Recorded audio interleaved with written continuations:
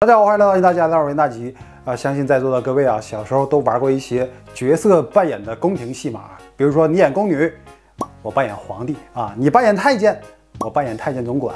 你演皇帝，那我就演这个太上皇啊。大概就这样。这实不相瞒呢，这个鄙人呢，曾经也在我家的院里建立过自己的国度，叫乾坤霹雳国啊。凭借我的3寸不烂之舌，招揽贤圣，册封其他小朋友为左右护法，举国拥兵3人奋斗的终极目标啊是实现冰淇淋自由最终因为我妈喊我呀，所以创业未半，回家吃饭。那我们都知道，这也就是小孩子的游戏，大人谁能干出这种事儿呢？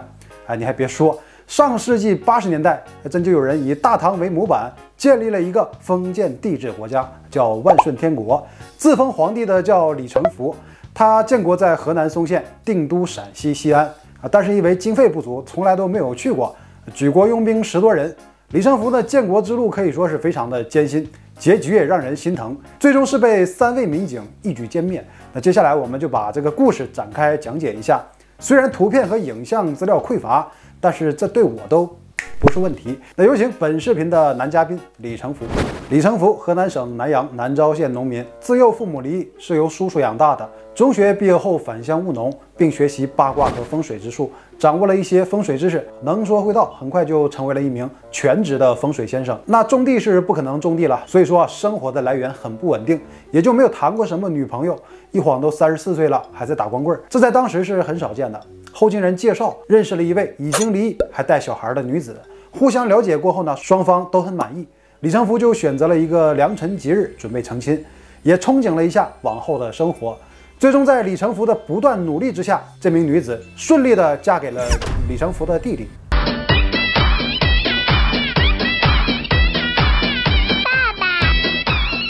这不知道是哪里出了问题啊，对方临时变卦，让李成福心如刀绞。但作为兄长啊，还是很大度的成全了他们，为弟弟的幸福生活添砖加瓦，自己则收拾行囊离开了这个伤心之地。那由于他成长的过程中呢，没有父母正确的价值观引导，再加上婚姻感情的打击，那导致对现实很不满。他非但不从自身找原因，还把这种积怨归结于社会，决心无论如何也要成为一名人上人。那何为人上人呢？一人之上的话意义不大，那肯定是要万人之上。后来李成福一直生活在洛阳嵩县的高峰村一带，以开矿挖山药为生，还兼职风水先生。1988年8月，有个村民在李成福的忽悠下，萌发了给先人迁坟的想法，就把李成福带到了他位于老漫场的家里。而就在这里，有一片废寺遗址，叫宏春寺。宏春寺原建于唐朝，重修于明代万历年间，是一座皇家寺庙。明朝末年毁于战火。他看着这一片废墟和石碑上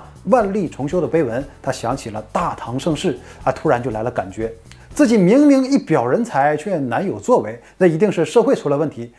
懂了。那我就重新构建一个属于自己的国度。由此李成福在老漫场居住3年，用风水先生的工作之便，在群众当中散播即将改朝换代的谬论，声称将有一个姓李的人执掌江山，疯狂暗示自己是唐朝宗室李氏的后裔，拥有高贵的皇家血统，名副其实的真龙天子，重新统领江湖之人，很明显就是自己。承诺自己上位之后会给一起打江山的人拜将入相，封官许愿，以此为诱饵发展成员入伙，还定好了国号，名叫万顺天国。不懂法以及对法律漠视的李成福，肆无忌惮地在当地蛊惑群众，还真有5个人追随了他重振大唐的梦想。为鼓舞士气，李成福以皇帝的名义分别给予封官授爵，将5人分别封为定国王、领兵元帅、右监王、西台御史、右丞相。那根据史料记载在他们的共同努力之下，2年期间不断在周边的村镇秘密发展，这个团队壮大了3倍，足有15人之多，其中有4人是村干部还有1名是比他大3岁的媳妇儿。该名女子为了圆自己的皇后梦，抛夫弃子，转投李成福，并为其诞下龙子。1990年正月初，李成福召集成员秘密集会，宣布万顺天国正式成立，定都西安。但由于路途遥远经费还跟不上，就暂时定都河南嵩县，以老漫场为根据地，采取以农村包围城市的方式恢复唐朝帝制。他们的愿景是为建立一个唐氏天国而奋斗，当务之急是发展成员，积聚力量，等待时机搞事情。发展对象必须是对社会不满、拥护万顺天国和拥戴自己的人。成员之间的联络暗号为耕牛800元，所有人歃血为盟，以表效忠，并设定国法，也就是他们的管理制度啊。天国只能进不能出，谁泄密灭九族。那此后1年多的时间，万顺天国是万般不顺，来来回回啊，就是那么老哥几个上朝，李成福就继续挖山药和给人看风水赚点钱。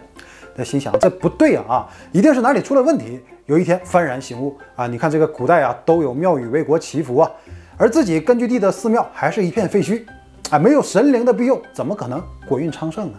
？1992年2月19日，李成福一声令下，亲自带领全国人民带好钱粮上山，在老满场宏春寺的遗址修建庙宇。待庙建成后，再进行下一步计划。有了庙院，可以利用烧香敬神的形式招人聚众，扩大影响，也可以作为以后的指挥部。于是皇上、皇后亲自上阵，率领满朝的文武官员挖地基、搬砖、和泥、垒墙、上大梁，最后封顶竣工。历时1个月，一个豆渣工程就完成了，举国欢腾。那正当李成福准备庆功、举行山寨聚义的时候，突然遭遇了罕见的强降雪天气，国运不昌，无情的大雪竟然把庙给压塌了。雪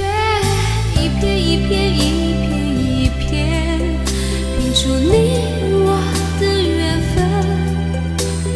可是抱着多难兴邦的态度，李成福宣布重建光复大唐的事儿，那就往后再延1个月吧。终于在1992年4月6日正式完工，确定了庙院没有再次坍塌的危险后，万顺天国团伙于庙内举行了誓师大会。闰7不闰8，闰8动刀杀。定于3年后，1995年的闰8月，在老满场正式起义，热血沸腾的打鸡血过后，再次回归平静。理想很丰满，但是现实严重的营养不良，没有钱了，所以这个根据地连一条看门的狗都没有。第2天，李成福和爱妻正准备就寝，突然闯入10几名彪形大汉，定睛一瞧，竟然是武警和公安。这很早前，派出所就已经接到了群众的举报，侦查后确认了李成福组织这个万顺天国，所以警方派出1名侦查员，成功打入团伙内部展开卧底侦查。这李成福怎么都不会想到，不到20人的朝廷内部竟然还有1名是卧底。卧底警员也参与了宏春寺的建设和重建。1992年4月8日，警方决定彻底捣毁这个非法组织。晚上8点左右，多名武警和公安人员乘坐5辆警车开赴高峰村。于次日凌晨1点多，将李成福及其皇后一并抓获。当场抓获李成福亲笔撰写的反革命纲领等证据，其余成员也在同一时间全部落网。李成福建立万顺天国，在位2年，壮志未酬。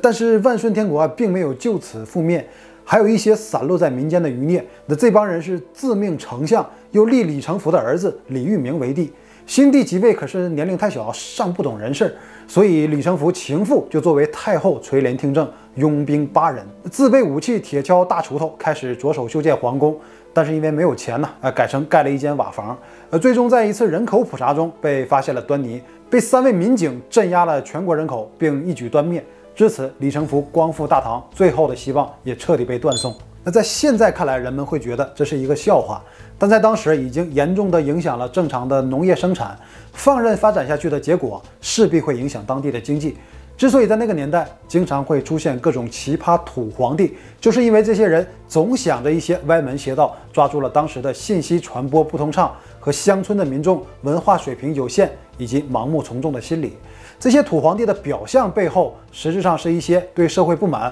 或者是别有用心之人，用这种名义来快速拉拢团伙，以满足自己对钱权色的需求，也是在特定时期所特有的一种诈骗和侵害民众的手段。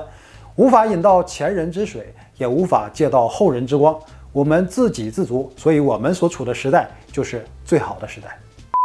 于是，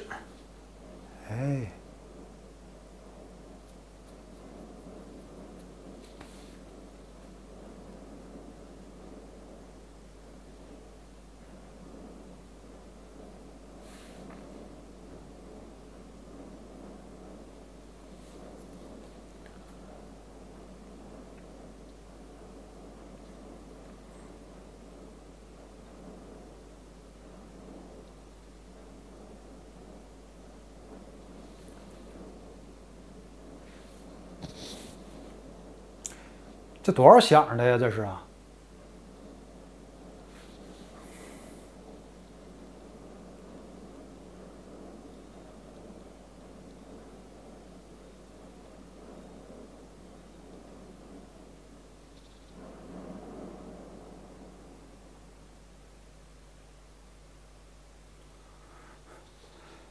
于是皇上